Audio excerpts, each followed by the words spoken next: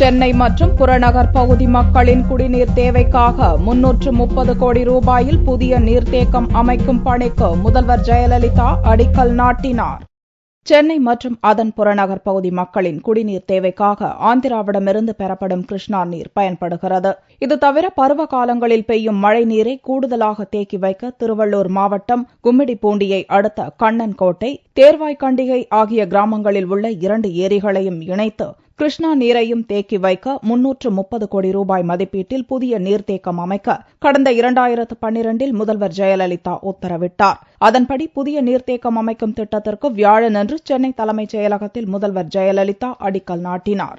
இந்த புதிய நீர்த்தேக்கத்தில் ஆண்டுக்கு 2 முறை தண்ணீர் நிரப்புவதன் மூலம் 1000 மில்லியன் கன அடி நீரை சேமித்து வைத்து சென்னை மாநகர் மற்றும் புறநகர் பகுதி மக்களுக்கான குடிநீர் ஆதாரங்களை மேம்படுத்த முடியும் என்று தமிழக அரசு வெளியிட்டுள்ள செய்திக்குறிப்பில் தெரிவிக்கப்பட்டுள்ளது.